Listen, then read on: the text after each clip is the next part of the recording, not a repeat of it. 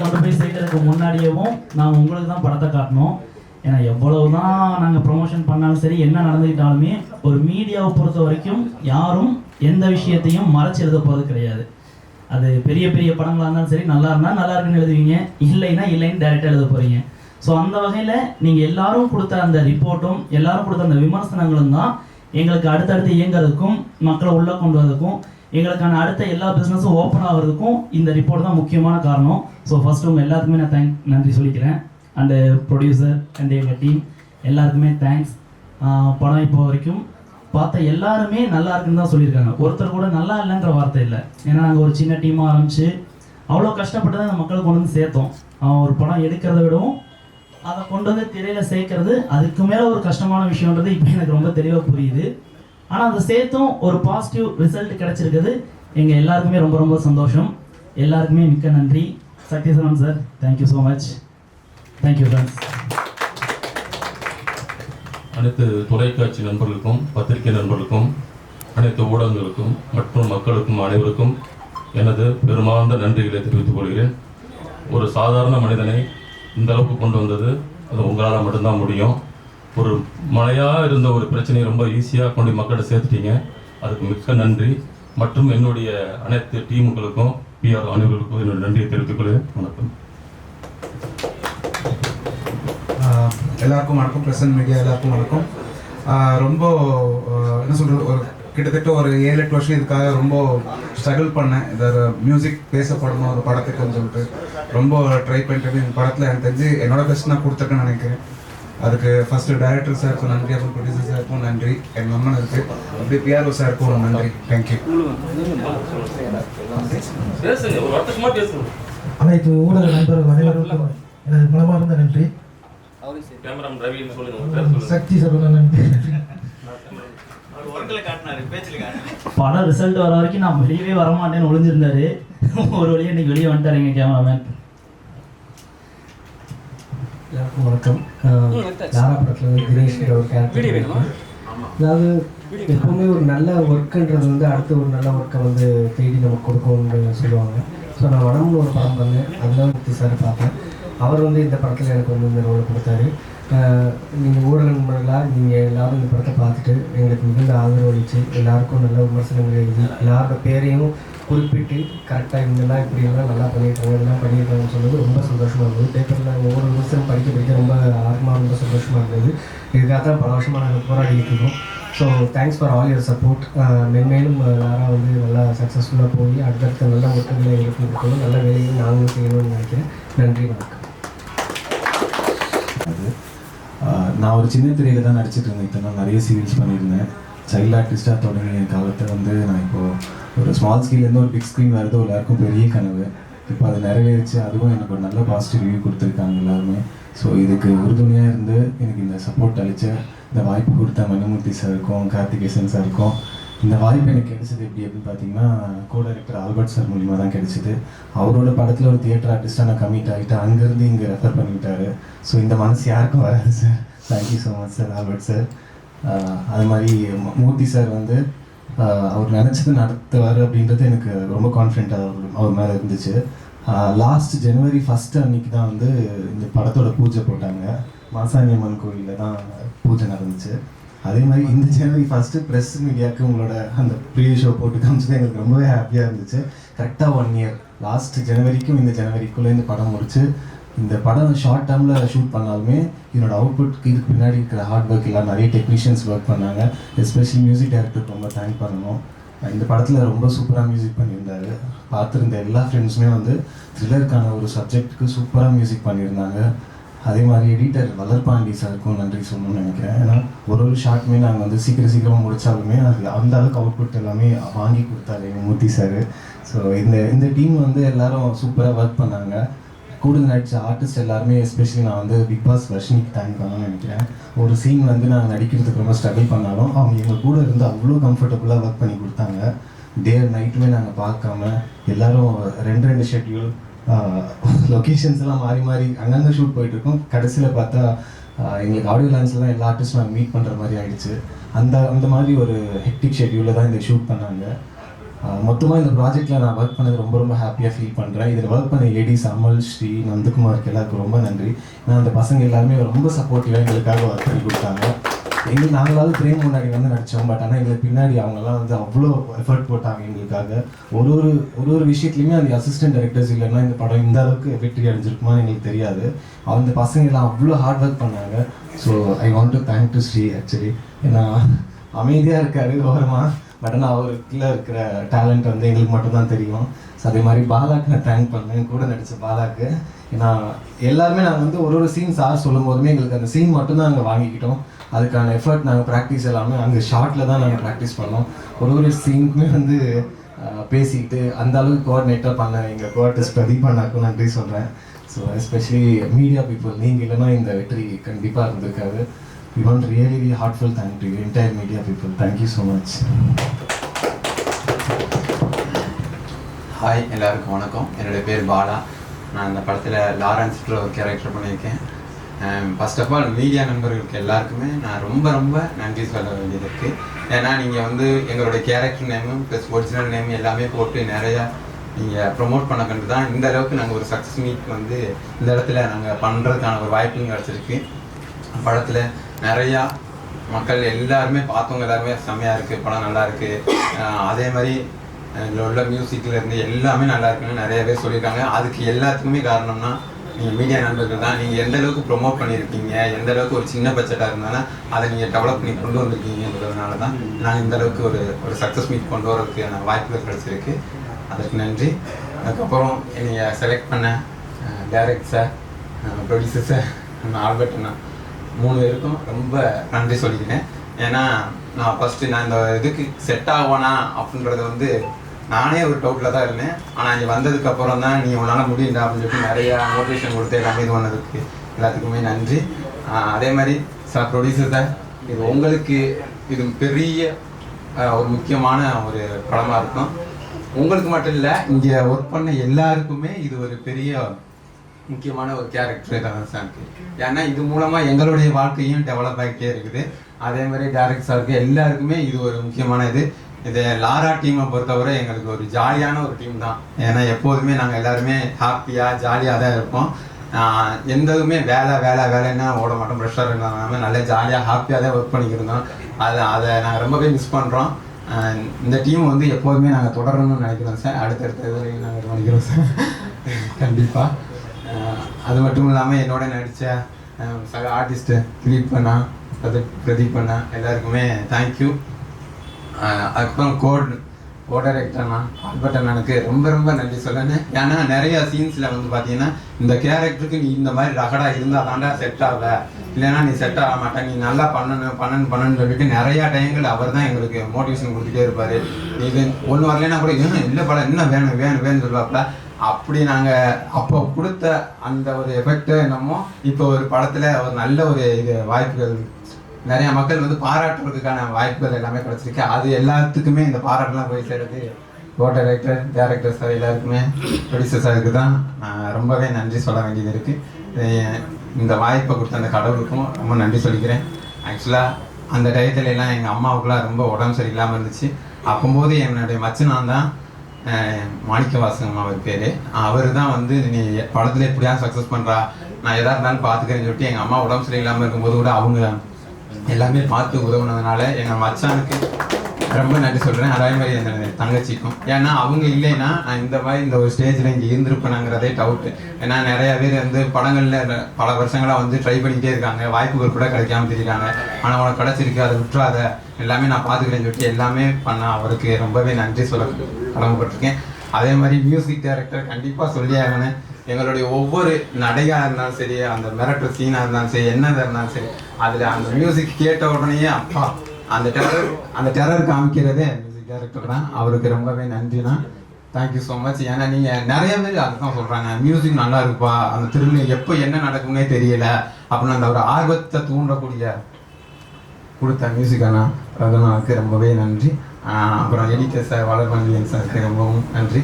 Thank you so much. அடுத்தடுத்து நிறையா படங்களுக்கு வாய்ப்புகள் கிடைக்கும்னு நினைக்கிறேன். அடுத்தடுத்து படங்களில் உங்களை மீட் பண்ணலாம். Thank you so much.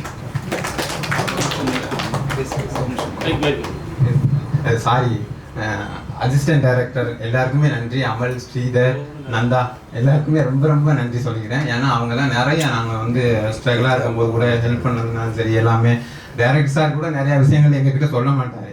ஆனால் இது அசிஸ்டன்ட் டைரக்டர் ஓடி அந்த அண்ணா இப்படின்னா ப்ளீஸ்ண்ணா அப்படி பண்ணா இப்படி பண்ணா அப்படி இப்படின்னு சொல்லிட்டு ஏன்னா இது நான் சொல்லிட்டு நிறைய விஷயங்கள் எங்களுக்காண்டி சொல்லி கொடுத்ததான் அவங்க தான். அதனால அவங்களுக்கு ரொம்பவே நன்றி சொல்லப்பட்டிருக்கோம். Thank you so much. தேங்க்யூ. முக்கியமாக இந்த மியூசிக் நான் மட்டும் பண்ணேன், பின்னாடி நிறைய டீம் இருக்காங்க.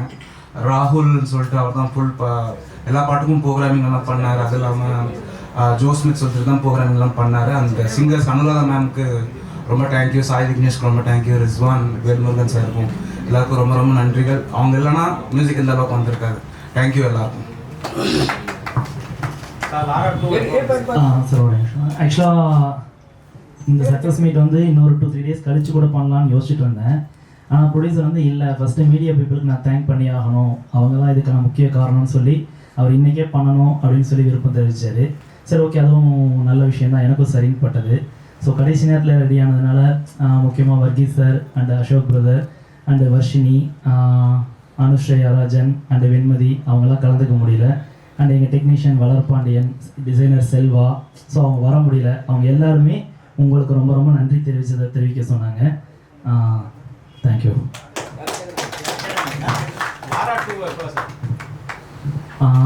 இது எங்கள் டீம்னால ஒரு விஷயம் முடியும் அப்படின்னு ப்ரூவ் பண்ணுறதுக்கான முதல் படி தான். ஸோ இதுக்கு அடுத்து இதில் இருக்கக்கூடிய சின்ன சின்ன குறைகள் டெக்னிக்கலாகவும் சரி, ஃபினான்ஷியலாகவும் சரி, எல்லாமே சரி செய்யப்பட்டு அது இன்னும் நேர்த்தியாக அடுத்த லாரா 2 கூடிய விரைவில் ஆரம்பிப்போம்.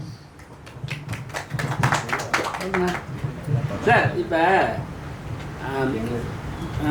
விடுதலை 2 போராளி ஸ்டோரி உங்களுக்கு தான் ஆக்சுவலாக பார்த்தா கடைசியாக போராளி ஸ்டோரி தான் அது. ஏன் வந்து ஒரு போராளியை போராள விடாமல் அவங்கள வந்து இறக்க வச்சிங்க?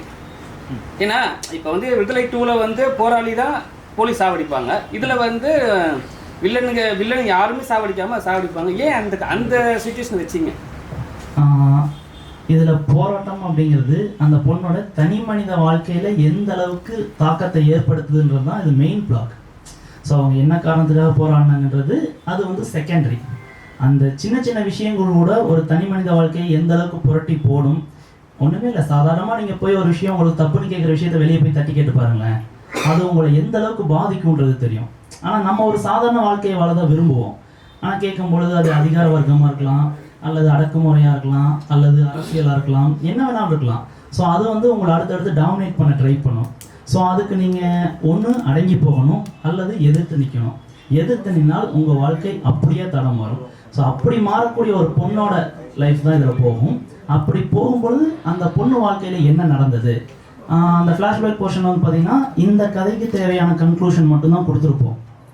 அங்கே உண்மையிலேயே என்னென்ன விஷயங்கள் நடந்தது, எதனால் அந்த பொண்ணு போனதுக்கப்புறம் என்னெல்லாம் ஆச்சு, ஸோ அடுத்து அவங்க ஏன் இங்கே வரவே இல்லை, அடுத்து இங்கே வந்ததுக்கப்புறம் அவங்க தன்னுடைய பழைய வாழ்க்கையை மீட்டாங்களா இல்லையா, அதை மீட்கிறதுக்கு என்னென்ன முயற்சிகள் செஞ்சாங்க, அதுக்கு ஆஸ் அ ஹீரோவாக மெஹரூப் அசோக் பிரதர் எந்த அளவுக்கு சப்போர்ட் பண்ணார், அவங்க 2 பேர் சேர்ந்து என்ன பிளான் பண்ணாங்க, அதை ஆஸ் அ இன்ஸ்பெக்டர் வந்து எந்த இடத்துல டைவர்ட் பண்ணி விட்டு அதை வேற பொண்ணுக்கு சாதகமாக மாற்றி விட்டார்.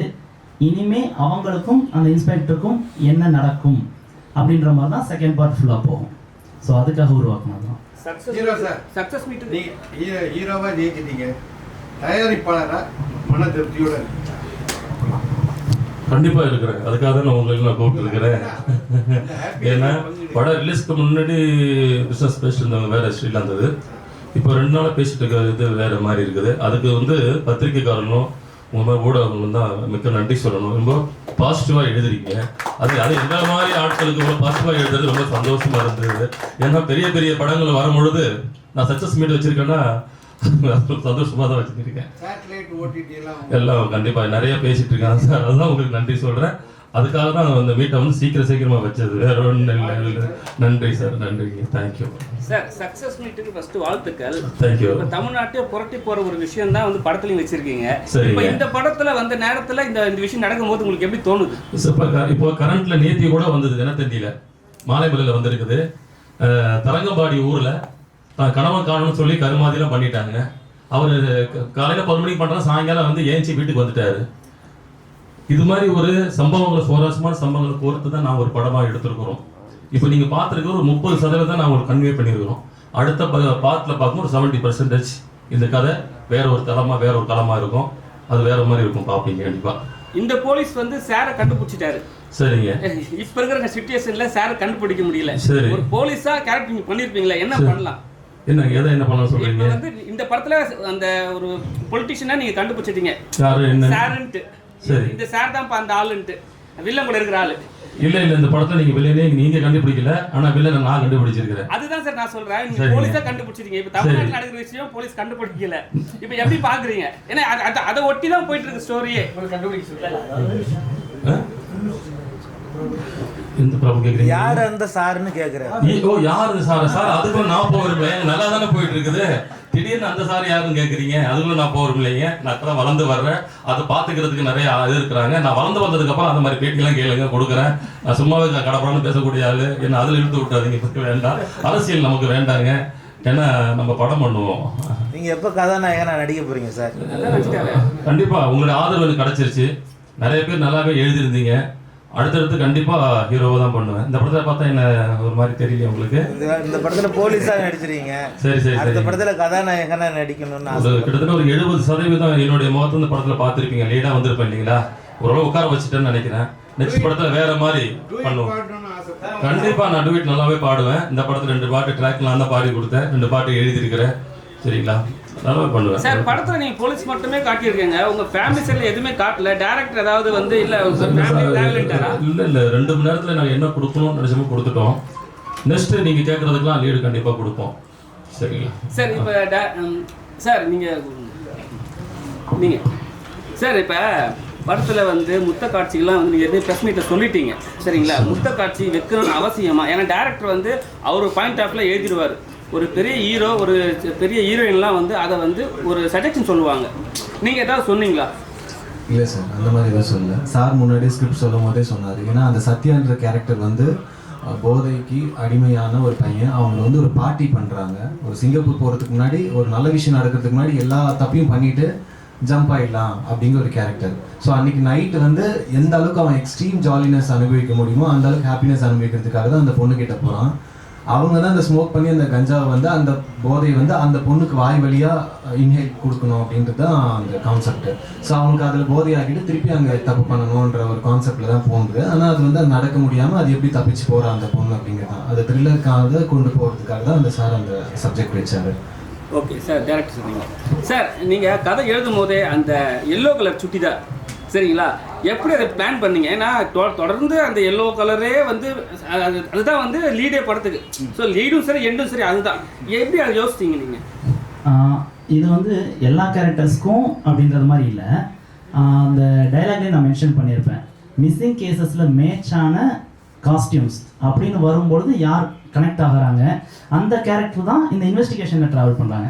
ஸோ அந்த டைமில் 2-3 பொண்ணுங்க கூட காணாமல் போயிருக்கலாம். அப்போ எந்தெந்த இந்த ட்ரெஸ் கோடு இந்த மற்ற விஷயங்கள்லாம் யார் கூட மேட்ச் ஆகுது அப்படின்ற போது இந்த காஸ்டியூம் மேட்ச் ஆகக்கூடிய பொண்ணு தான் இந்த கேஸில் கனெக்ட் ஆவாங்க. ஸோ ஒரு பொண்ணு தொலைஞ்சு போகும்போது வேறு ட்ரெஸ் போட்டுருப்பாங்க. அதே போல் டெட் பாடி கிடச்சும்போது இந்த காஸ்டியூம் தான் ஃபஸ்ட்டு கேட்பாங்க, இது உங்கள் பொண்ணோட காஸ்டியூம் மாதிரி இருக்கா அப்படின்றது கேட்பாங்க. அப்போ அது வந்து அந்த கனெக்டிவிட்டிக்காக தான். அந்த இடத்துல பல பெண்கள் தொலைஞ்சு போயிருக்கலாம், இந்த பொண்ணு மட்டும் இந்த கேஸ்குள்ளே வர்றதுக்கு முக்கிய காரணம் அந்த காஸ்டியூம். ஸோ அப்படி தான் கனெக்ட் பண்ணியிருக்கோம் அதை. சார் லாஸ்ட் படத்தை பற்றி சக்ஸஸ் பற்றி வச்சுட்டீங்க, படத்துக்கு லாஸ்ட் சீனு கூட கேட்கலாம். கடைசி வரைக்கும் ஒரு பொண்ணை சாவடிக்காம எங்களை வந்து மூலக்குழவை செஞ்சீங்களே, ஏன்? இல்லை எண்டில் வந்து பார்த்தீங்கன்னா அதுதான் ட்விஸ்ட்டு. இப்போ செகண்ட் பார்ட்டுக்கு அந்த ஒரு அனிமேஷன் ஸ்டோரி ஒன்று பண்ணியிருப்போம். அந்த அனிமேஷன் ஸ்டோரியில் இன்கேஸ் அதில் உங்களுக்கு ஒரு கிளாரிஃபிகேஷன் கிடைக்கலன்னா அந்த கிளாரிஃபிகேஷன் கொடுக்கறதுக்காக தான் அந்த 1.5 நிமிஷத்தில் ஒரு கதை ஒன்று சொல்லியிருப்போம்.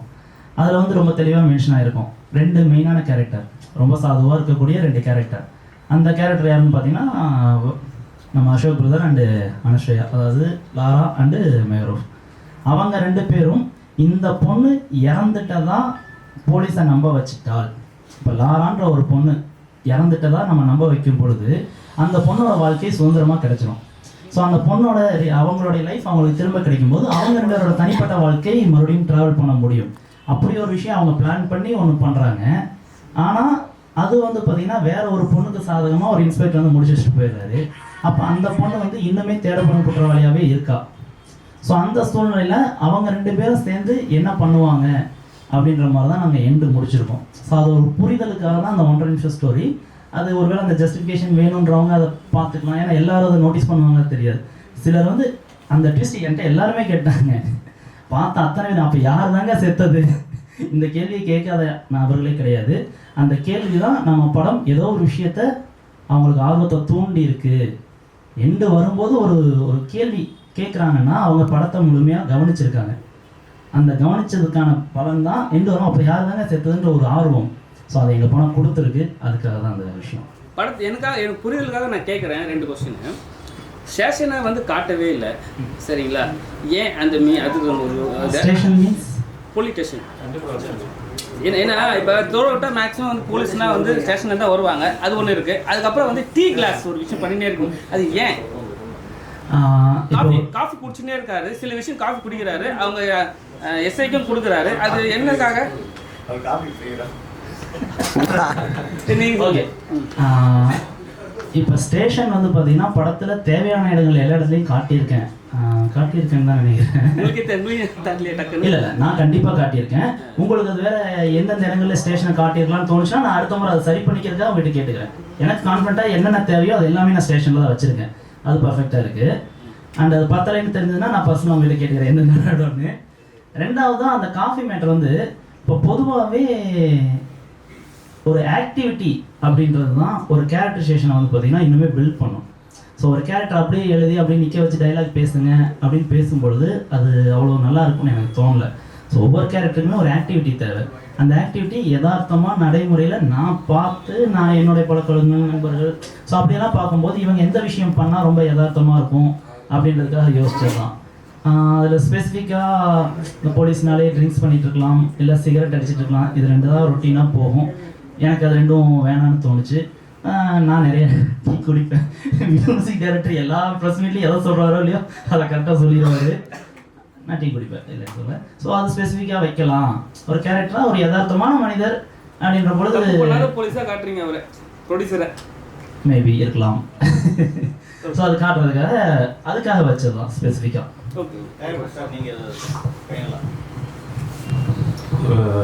இந்த சக்ஸஸ் மீட்டிங் கலந்துட்ட அனைவருக்கும் மிக்க நன்றி. அடுத்தடுத்த படைப்புகள் வரும்போது இதே ஆதரவை கொடுத்து எங்களை இந்த டீமை வெற்றி பெற சொல்லணும். கண்டிப்பாக இந்த மாதிரி சின்ன படங்கள் அனைத்து படங்களுக்கும் எனக்கு நல்ல ஒரு எழுதி வெற்றி பெற வைக்கணுங்கிறது தான் என்னுடைய கடைசி நோக்கி. இன்னைக்கு பார்த்தீங்கன்னா காரைக்காலில் இன்க்ரீஸ் பண்ணியிருக்காங்க, கடலூரில் இன்க்ரீஸ் பண்ணியிருக்காங்க. அங்கெல்லாம் கோலாகலமாக இருக்குது. இப்போ எந்த தட்டில் போட்டாலும் இப்போ மெட்ராஸும் சரி கோயம்புத்தூர் எல்லா ஊர்லேயுமே இந்த படம் ஓடிட்டுருக்கு, வெற்றிகரமாக ஓடிட்டுருக்குது. நல்ல ரிசல்ட்டு ரிவ்யூ நல்லா வந்துட்டுருக்கு. அதுக்கு உங்களுக்கு மிக மிக மீண்டும் மீண்டும் நன்றி சொல்கிறேன். தேங்க்யூ. மக்களுக்கு மட்டும் ஒரு முக்கியமான வேண்டுகோள், இதை வந்து எல்லா பக்கமும் எங்களுக்கு நல்லபடியாக போயிட்டுருக்கு. ஆனாலுமே நல்ல படங்களுக்கு மக்கள் தேட்டர்லையும் வந்து ஆதரவு கொடுக்கணுன்றது ஒரு சின்ன வேண்டுகோள். ஓடிடியில் வரும்போது பார்த்துக்கலாம்னு நினச்சிக்காம இன்னுமே நீங்கள் ஆதரவு கொடுத்தீங்கன்னா எங்களுடைய ஷோஸ் இன்க்ரீஸ் ஆகும், தேட்டருக்காரங்க எல்லாருமே இன்னும் கான்ஃபிடன்ஸ் அதிகமாகும். அடுத்தடுத்து படங்கள் எடுக்கும் பொழுதும் இப்போ ஏன்னா நாங்கள் முன்னாடி ஒர்க் பண்ண படங்கள் எல்லா படங்களுக்குமே ஒரு டவுட் இருக்குது, தேட்டருக்கு போகணுமா டேரெக்டாக ஓடிடியில் கொடுத்துருவோமா அப்படின்னு கேட்பாங்க. நாங்கள் போராடி தான் இதை வந்து பெரிய திரைக்கு கொண்டு வந்தோம். ஏன்னா டேரெக்டாக ஓடிடிக்கும் கேட்டாங்க, இல்லை டேரெக்டாக போக வேண்டாம், ஒரு சினிமான்றது ஒரு பெரிய திரை அனுபவம் தான், அது ஆசைப்பட்டு தான் நாங்கள் இதுக்குள்ளேலாம் வந்தோம். படம் பார்க்குறது, தேட்டரில் பார்க்குறது, அதில் ஒரு கிரேஸ், அதுக்காக தான் வந்திருப்போம். மக்களும் அதை இன்னும் விரும்புகிறாங்க. ஸோ நல்ல படங்கள் அப்படின்னு தெரிய வரும் பொழுதாவது அதை தேட்டரில் போய் பார்த்தாங்கன்னா இன்னும் இந்த மாதிரியான படைப்புகள் திரைக்கு வர்றதுக்கான ஒரு அங்கீகாரமாக இருக்கும். எல்லோரும் தேட்டரில் பாருங்கள். நன்றி.